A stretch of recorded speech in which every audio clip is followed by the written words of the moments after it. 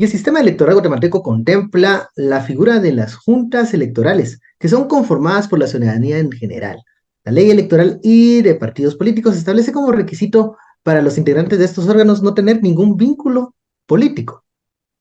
Sin embargo, un informe del consorcio Mirador Electoral, que aglutina organizaciones de la sociedad civil que vigilan el curso del proceso electoral, ha puesto en entredicho el cumplimiento de este último requisito. Según el informe presentado recientemente, se detectaron que entre las y los integrantes de las juntas electorales hay abogados de políticos, proveedores del Estado, exfuncionarios públicos e incluso excandidatos a cargos de elección popular, entre otras personas. Para hablar de este tema nos acompañan en punto de encuentro Luis Compa, coordinador de la Red Nacional de Comisiones y Colectivos por la Transparencia y Probidad, y la politóloga e investigadora Celia Luna. Bienvenidos a ambos y gracias por estar en punto de encuentro. Gracias, buenas noches. Gracias. Gracias a ustedes por la invitación. Mucho gusto. Muchas gracias. Y quisiera iniciar pidiéndole, licenciado Compa, que usted nos cuente brevemente cuáles son los principales hallazgos o los hallazgos más relevantes de esta investigación que realizó Mirador Electoral sobre las juntas electorales y también esos puntos que pueden repercutir en el proceso electoral. Muchas gracias. Efectivamente, este informe realizado por Mirador Electoral reúne básicamente los antecedentes de cada uno de los miembros de las juntas electorales departamentales que revelan cómo cada uno de ellos tienen algunos vínculos políticos y algunos vínculos también de corrupción con algunos personajes que sabemos nosotros que son de la vida política en Guatemala. Esto pues de alguna manera hace también preocupar la independencia que puedan tener estas juntas electorales departamentales en el ejercicio de sus funciones, pues sabemos que las funciones de cada uno de ellos es garantizar la logística del proceso electoral, adjudicar los cargos que de alguna manera pues van a resultar ganadores en cada uno de los departamentos, declarar el resultado también en los departamentos que representan y enviar los resultados finales de su distrito al Tribunal Supremo Electoral. Entonces nosotros vemos como un gran hallazgo de este informe los vínculos de los miembros de las juntas electorales departamentales que son políticos y también algunos vínculos con algunos personajes que han sido señalados de casos de corrupción en el país. Licenciada Luna, ¿cree que la influencia de actores políticos o vinculados de alguna forma a partidos políticos, como nos mencionaba licenciado Compa, puede ser desde ya un factor que incremente el riesgo de conflictividad durante el desarrollo del proceso o bien que genere falta de certeza al momento de conocer los resultados? Sí, creería que uno va atado al otro, porque digamos que la sociedad guatemalteca estamos acostumbrados a el día de las elecciones tener resultados, por mucho que sean preliminares, pero tener resultados o tener alguna idea, digamos, de cómo van los conteos de las juntas receptoras de votos, ¿no? Entonces, cuando se genera esta incertidumbre de no sé si el conteo es el mismo que se puede ver reflejado en las papeletas, o en las boletas o en las mismas actas que reciben las juntas receptoras de votos, que se quedan también los fiscales de mesas, digamos que esa incertidumbre muchas veces es la que genera conflictividad electoral como tal. Y esa se suma, digamos, a la conflictividad que ya se da, que es previa, digamos, en algunas zonas, en algunos lugares, en algunos municipios y en algunos departamentos también, pues que se aunan a esos conflictos que se puedan dar, que ya son más de carácter electoral, pero digamos que sí, la incertidumbre por cómo se vayan a dar, como bien lo decía el licenciado Compa, si los resultados se van a compartir, si no se van a compartir, porque digamos que eso es lo que preocupa, ¿no? Si hay personas vinculadas a partidos políticos que no estén de acuerdo con los resultados en ciertas juntas receptoras de votos o en ciertas municipalidades, y ya lo ponemos a una escala mayor, pues puede ser que haya retención de actas, retención de papeletas, que no se le quieran entregar a los fiscales de partidos políticos opuestos a esos partidos que ellos están representando, ¿verdad? Entonces, eso es lo problemático de no tener una independencia de las personas que están en estas juntas, tanto las departamentales como las municipales y, por supuesto, muchísimo más, las juntas receptoras de votos, que al final pues es esa ciudadanía que se encarga de realizar el conteo de votos. Licenciado Compa, seamos más específicos. ¿De cuántas personas estamos hablando? ¿Cuántas personas detectaron ustedes que podrían tener este conflicto de interés, digamos, por tener cercanía a los partidos políticos en contienda? Está apagado Muchas su... gracias. Sí, Gracias. efectivamente, todas las juntas electorales departamentales fueron sometidos a un proceso de fiscalización social de esa cuenta que logramos establecer nosotros, donde aproximadamente 24 de las 24 juntas electorales departamentales que fueron nombradas, 21 sufrieron cambios por parte del Tribunal Supremo Electoral. Y de esta manera, pues cada una de ellas se les pudieron establecer algunos vínculos y algunos antecedentes de los cuales los magistrados del Tribunal Supremo Electoral, pues quisieron como corregir el error cometido o el fallo que se había dado en el proceso de reclutamiento y selección, y el 1 de febrero, pues ellos revocaron algunos nombramientos de estos miembros de las juntas electorales departamentales. Sin embargo, nosotros vemos que el 88% de las juntas electorales departamentales sufrieron cambios, y resulta que estas personas no reúnen los requisitos de idoneidad para poder ocupar estos cargos por los vínculos que pudimos haber establecido en este proceso de fiscalización que realizamos. El 88% no reúne los requisitos. Exactamente. Básicamente cada uno de ellos fueron sometidos a diferente escrutinio por parte de la ciudadanía, por parte de diferentes mecanismos de fiscalización que nosotros empleamos, y pudimos establecer cómo estas juntas electorales departamentales pues no fueron, si fueron sometidas por parte de la ciudadanía a esta fiscalización, por parte de los magistrados del Tribunal Supremo Electoral, pues les falló todos los mecanismos que tenían los filtros de revisión de expedientes, antecedentes y vínculos que no deberían de tener estos miembros de las juntas electorales departamentales, y aún así continuaron dentro del proceso. Y ahora pues lo más preocupante es que estas juntas electorales departamentales tienen que nombrar a las juntas electorales municipales. A ver, es recurrente que en cada proceso electoral surjan dudas sobre la idoneidad de las personas que integran las juntas electorales. Pues es una pregunta que sale en cada ejercicio electoral. ¿Pero están fallando los mecanismos que implementa el TSE en la selección de los perfiles, licenciada Luna? A ver, yo creo que mucho tiene que ver con las últimas reformas que se hicieron en 2016 y el hecho de que se haya cortado, por así decirlo, ciertas fases del proceso electoral. Recordemos que básicamente se crearon, se podría decir, o se implementan ahora, o se implementa el proceso en 3 fases. Y esa inicia el año en el que se van a realizar las elecciones, ¿no? El hecho, digamos, de que las juntas no se puedan nombrar incluso meses antes hace que haya un atraso, y por ejemplo que también sean muchos los perfiles que tiene que revisar el Tribunal Supremo Electoral. Recordemos que las juntas electorales, tanto las departamentales, las municipales como las juntas receptoras de votos, son órganos electorales temporales, y revisar todos esos perfiles, pues claro que lleva tiempo, requiere también de recurso humano que invierta ese tiempo en hacer como ese scan, digamos, o en cruzar datos incluso de los perfiles de las personas, ¿no?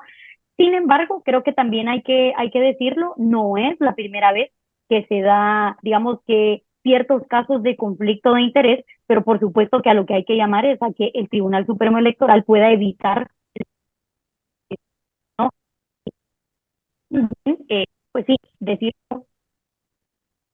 revisar que quedaron establecidos para dividir el proceso electoral suficiente para que se pueda las ¿no? Tenemos perfiles, tenemos estructuras, los partidos lo decían que a veces se caen, ¿no?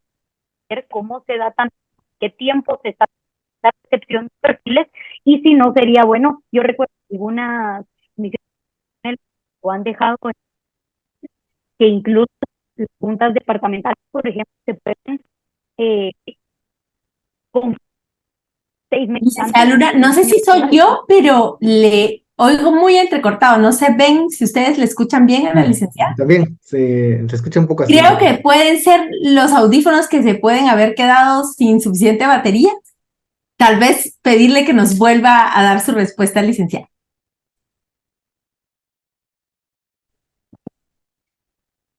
Ahí no escuchamos. No me escuchan. Ahora sí. Ahora no. Ahora sí, adelante. Si no, vamos a ir con el licenciado Luis, en lo que la licenciada Celia Luna puede restablecer el tema de su sonido bien, pero más o menos por el mismo tema, ¿verdad? Preocupa este tema, pero preocupa también el tema del empadronamiento y preocupa que también haya personas que se han quedado fuera de la inscripción por las mismas razones que a otras sí las han inscrito. Es como una suma de dudas lo que está pasando con el Tribunal Supremo Electoral. ¿Ustedes ven después de este informe, alguna de las conclusiones es que esto es a propósito, que no es que las personas quisieron colaborar, sino que se nombró esos perfiles, licenciado Compa? Creo que hay una preocupación bastante seria en relación a las acciones que ha estado realizando el Tribunal Supremo Electoral. Recordemos cómo fueron pues nombrados los magistrados del Tribunal Supremo Electoral por un Congreso de la República seriamente cuestionado. Además de eso, magistrados del Tribunal Supremo Electoral con serios cuestionamientos también. Y de esa manera luego pasamos a la fase de inscripción de candidatos, donde vemos que se aplicaron algunos criterios diferenciados para poder inscribir algunos candidatos. Lo que llama un poco la atención es que aquellos candidatos que de alguna manera pues eran como una piedra en el zapato para el sistema, pues no fueron inscritos, pero aquellos candidatos que de alguna manera han tenido cierta benevolencia con el sistema en Guatemala, pues ellos gozaron, que prácticamente fue un privilegio el que ellos hayan sido inscritos en el Tribunal Supremo Electoral. A esto le sumamos el poco mecanismo de fiscalización que tiene el Tribunal Supremo Electoral en materia de las adquisiciones que ellos han realizado, y también ahora le sumamos como estas juntas electorales departamentales pues resultan siendo nombradas sin revisar los antecedentes o los vínculos que cada uno de sus integrantes pudiera tener con algunos personajes de la política de nuestro país. Entonces, esto es una serie de situaciones que se han dado que nos hacen a nosotros los ciudadanos cuestionar seriamente la legitimidad del proceso electoral y de la transparencia de cómo se están generando todas las acciones del Tribunal Supremo Electoral. Consideraríamos nosotros que a raíz de este informe, pues los magistrados, si tuvieran un compromiso serio en favor de la transparencia, tendrían que revisar la información que les estamos aportando y de esa manera pues tomar decisiones. Sabemos que ya estamos dentro de un proceso electoral, sin embargo, para querer recobrar un poco la confianza de la ciudadanía, pues debería de revisarse la información que estamos aportando para tomar decisiones en relación a esto. Sin embargo, creemos que ya a la altura que estamos del proceso electoral se está poniendo muy en riesgo todo el proceso de las elecciones de este año 2023. Bueno, regresamos con la pregunta a la licenciada Luna, que nos estaba comentando sobre dónde está la falla de esto que está sucediendo. ¿Son los perfiles que se están implementando en el TSE en la selección de los integrantes de las juntas, licenciada? Sí, creo que son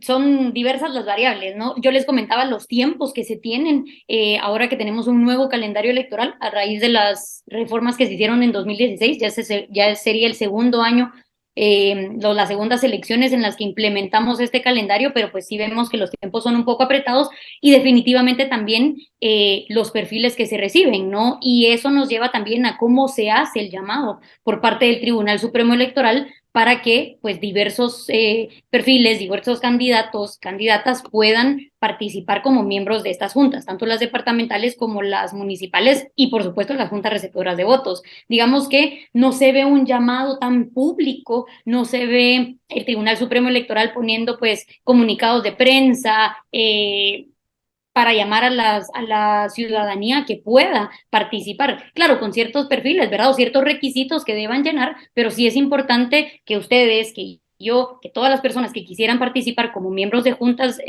departamentales y municipales tuvieran la oportunidad de hacerlo conociendo los requisitos, ¿no? Entonces, ese es otro, digamos, fallo que se ha visto, pero como les menciono, no es la primera vez, no es el primer proceso electoral en el que vemos que falla ese tipo de comunicación y como lo mencionaba el licenciado Compa, definitivamente, ahorita ya vamos contrarreloj.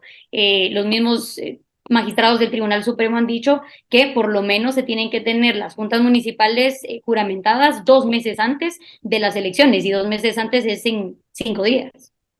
Licenciada, antes de hacer la pregunta final, explíquenos bien qué hacen los miembros de las juntas, o sea, ¿por qué es tan importante que sean idóneos? Sí, creo que el licenciado Compa lo mencionó en algún momento. Digamos, las juntas electorales departamentales son las encargadas de juramentar a las juntas municipales. Cada una se encargan de toda la logística del proceso electoral, las departamentales pues en sus departamentos, las municipales en sus municipios específicamente, las juntas electorales municipales pues también nombran a las juntas receptoras de votos. Las juntas receptoras de votos sabemos son la ciudadanía que nosotros vemos, es la cara, digamos, el día de las votaciones, ¿no? Las personas que no reciben ahí sí que el puesto donde nos toca votar, ¿verdad? Las personas que revisan el padrón electoral nos ayudan muchas veces a votar. A las personas, por ejemplo, mayores que tienen algún problema visual, los llevan al atril, que les ayudan a votar. Entonces, es muy importante esa independencia que ellos tengan. Se encargan también de las actas, yo les mencionaba. Hay un acta que que llenan los presidentes de las juntas receptoras de votos, en donde queda plasmado los resultados que se obtuvieron en esa mesa en donde las personas votan. Esa acta se la lleva el presidente de la junta receptora de voto, se la quedan también los fiscales que se inscribieron en la junta receptora de voto y es, digamos, es esa huella que queda, ¿verdad? De cómo quedaron los resultados y lo que nos permite también como ciudadanía decir, ok, falló el sistema de transmisión de datos electorales preliminares, no importa, aquí están las actas y ese sistema en papel es lo que nos permite a nosotros los guatemaltecos tener la confianza, además de que fue la ciudadanía, ¿verdad? De forma voluntaria, eso también es importante decirlo, la que participó en esta ocasión, en las elecciones, ¿verdad? Y lo que nos permite decir, ok, tuvimos un proceso electoral libre, competitivo, independiente, y la ciudadanía fue la que resguardó ese voto. O sea que al final de cuentas es súper importante porque es, digamos, las personas que al final certifican que los resultados son lo que la gente votó. Se lo pedía que lo pudiéramos reiterar, licenciada, porque eso es tan importante que el Tribunal Supremo Electoral entonces tenga gente idónea, porque entonces es donde ha descansado como la tranquilidad de la gente durante todos los procesos. Bueno, es que no hubo fraude porque aunque el sistema de cómputo de la elección pasada se cayó, ahí estaban las actas. Entonces, ojo, señores magistrados y señoras magistradas, es bien importante hacerlo y ven que como siempre tiene la última pregunta para cerrar esto. Pero esta va para ambos. A ver, no me gusta hablar de buenos y malos, pues, pero ¿quiénes consideran que son los actores que más se benefician de que no existan filtros adecuados en la selección de los integrantes de juntas electorales? ¿Y quiénes son los más perjudicados en esto? Si quiere con la licenciada y luego con el licenciado Compa. Quienes se benefician, pues si sí son miembros activos de partidos políticos, son los partidos políticos a los que les van a cuidar sus intereses, ¿no? Entre comillas, lo podríamos decir. ¿Y quiénes somos quienes nos vemos más perjudicados? La ciudadanía definitivamente, porque como decía Marielo, si no estamos viendo unos resultados fieles a lo que nosotros decidimos en las urnas, nosotros somos los grandes perdedores. Licenciado. Muy bien, bueno, nosotros hemos vivido desde hace algunos años una cooptación de las instituciones públicas. Creo que es el reflejo de lo que estamos viviendo en el Tribunal Supremo Electoral. Básicamente los grandes beneficiados acá, como igual esa cooptación ha beneficiado a este sistema que es sostenido por actores políticos incluso por partidos políticos que básicamente están pues participando en este proceso electoral.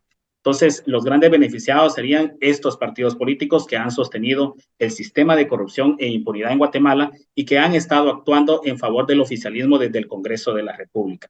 Los grandes perjudicados sería la población guatemalteca, porque básicamente estaríamos condenados a continuar bajo este sistema que en nada está beneficiando a la ciudadanía, sino que únicamente está generando mayor pobreza, mayor desnutrición, mayor desempleo, y lo peor es que pues básicamente no se tienen acceso a los servicios públicos de calidad. Entonces creo que seríamos los más perjudicados en este proceso electoral. Licenciado Luis Compa, de la Red Nacional de Comisiones. Licenciada Celia Luna Aguilera, politóloga, muchísimas gracias por haber estado con nosotros en este tema tan importante, y ojalá que esta entrevista llegue a quienes toman las decisiones para que esto se haga lo más transparentemente posible. Que tengan ustedes muy buenas noches.